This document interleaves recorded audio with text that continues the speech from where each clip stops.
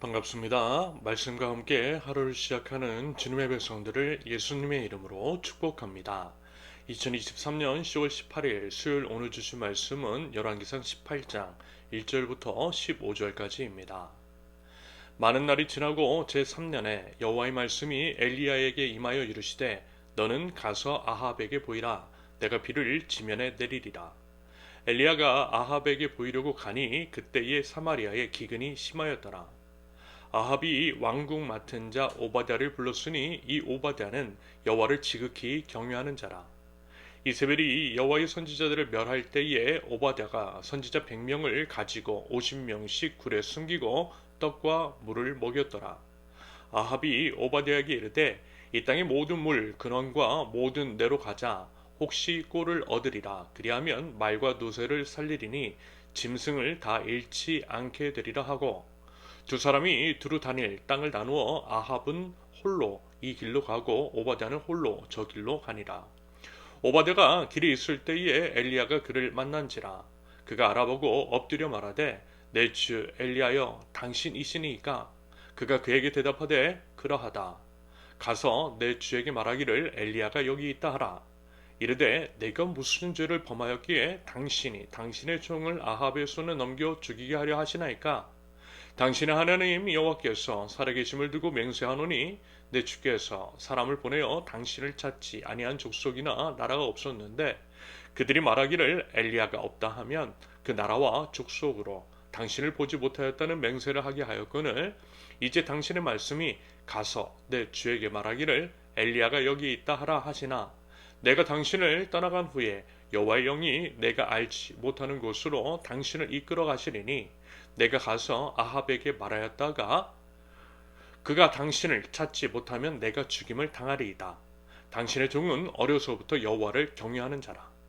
이세벨이 여호와의 선지자들을 죽일 때에 내가 여호와의 선지자 중에 100명을 50명씩 굴에 숨기고 떡과 물로 먹인 일이 내 주에게 들리지 아니하였나이까.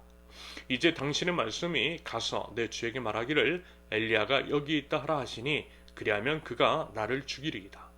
엘리야가 이르되 내가 섬기는 만군의 여호와께서 살아계심을 두고 맹세하노니 내가 오늘 아합에게 보이리라. 아멘.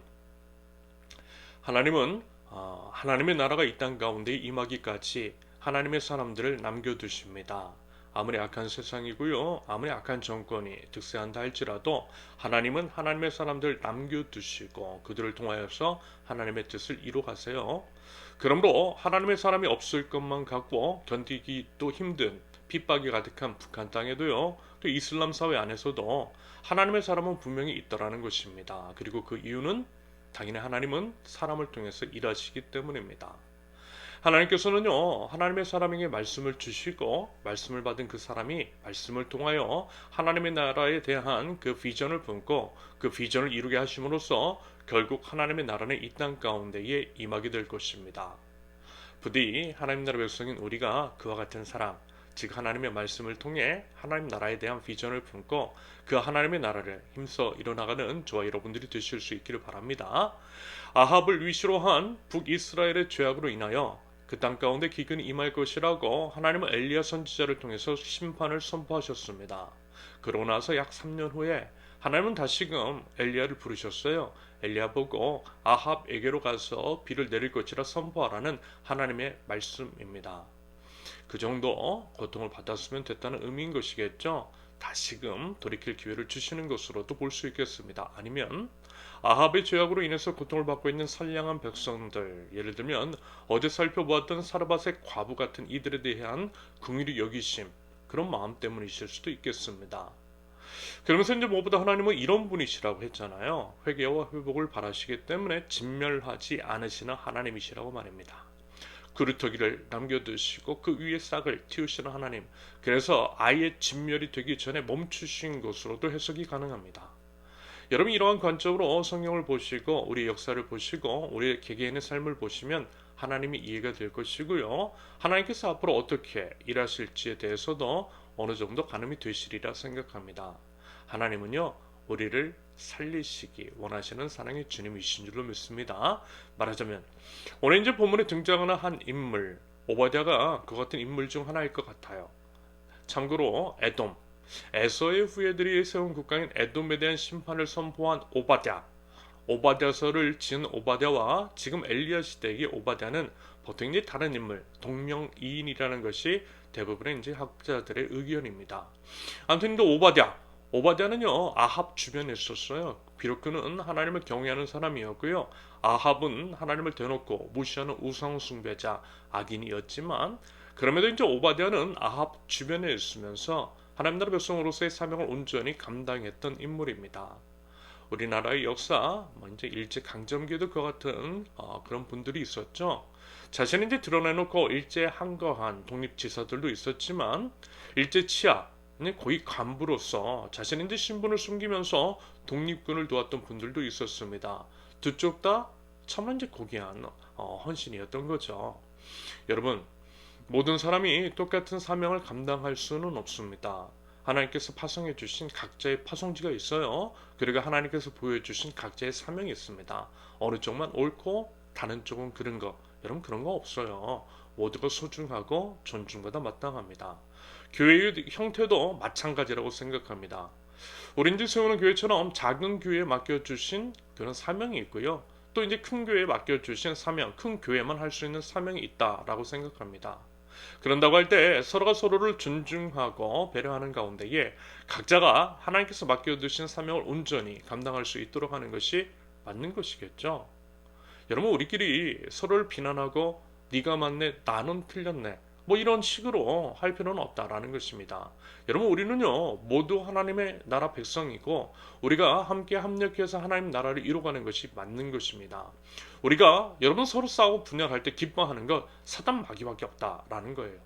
그러므로 부디 우리 하나님 나라 백성들이 아름다운 합력을 이루어 하나님 나라를 이루어갈 수 있기를 바랍니다. 아무튼 오바댜는 이제 그런 인물, 비록 악한 아합 왕 곁에 있었고 나라의 녹을 먹고 있었지만 아합의 우상 숭배와 죄악의 동의 및 동조하지 않았고요.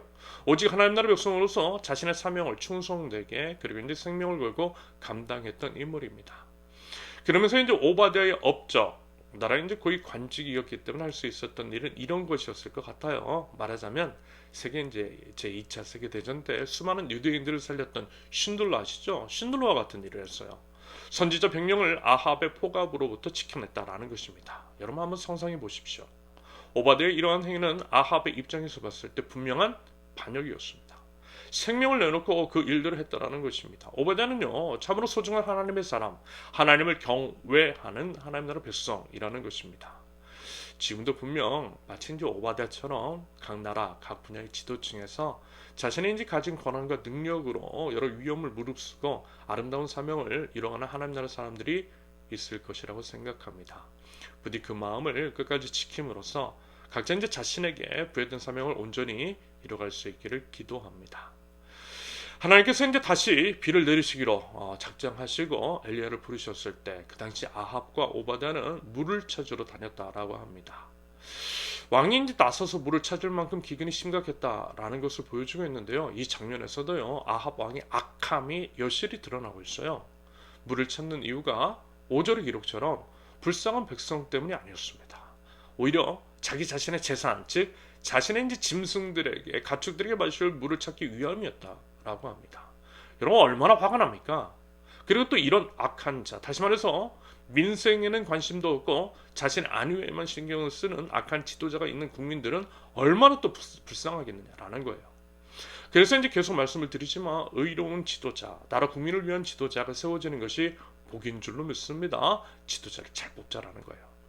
아무튼 이제 아합과 다른 쪽으로 물을 찾아갔던 오바댜가 엘리야를 만났대요. 아마도 하나님께서 오바댜를 통해 엘리야가 아합을 만날 수 있도록 예비하셨을 것입니다.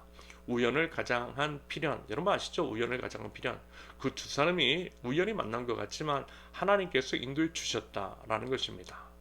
여러분 사람이 자기의 길을 계획한다 할지라도 그 길을 인도하시는 분은 하나님이신 줄로 믿습니다. 그러므로 그 하나님을 기대하고요. 그 하나님께 순종하는 것이 지혜인 것이겠죠. 부디 그 지혜가 있을 수 있기를 바랍니다.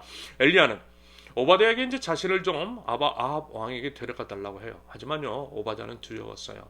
안 그래도 아합은 기근을 선포한 엘리야에 대한 악감정이 심했고 엘리야가 있다고 보고를 했는데 만약에 엘리야가 사라져 버리기라도 한다면 자신의 생명이 위태로울 것이기 때문입니다.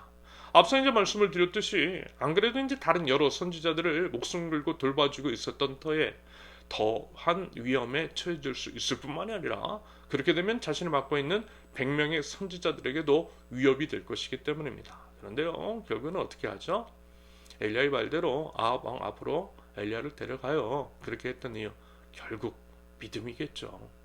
하나님의 선지자, 하나님의 말씀을 생명 걸고 태어났던 엘리야.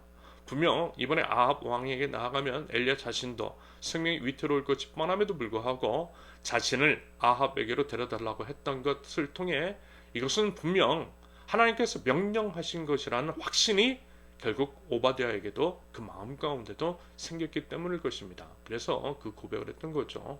죽으면 죽으리라 라고 하는 다짐으로 나아가기로 했던 것이고요. 그것은 하나님에 대한 온전한 믿음으로 볼 수 있는 부분입니다.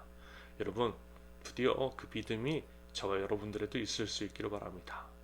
참으로 이제 믿음을 찾아보기 쉽지 않은 이 어두운 시대, 악한 아합 왕 앞에서도 믿음의 절개를 지키고 하나님을 경외하며 자신에게 부여된 사명을 온전히 그리고 믿음으로 수행했던 오바댜를 바라보면서 여러분, 우리도요 부디 우리 자신의 믿음을 점검해보는 동시에 우리의 사명을 하나님 앞에서 온전히 감당하겠노라고 다짐하며 나갈 줄 아는 하나님 나라 백성들, 저와 여러분들이 되실 수 있기를 예수님의 이름으로 축원합니다. 함께 기도합니다.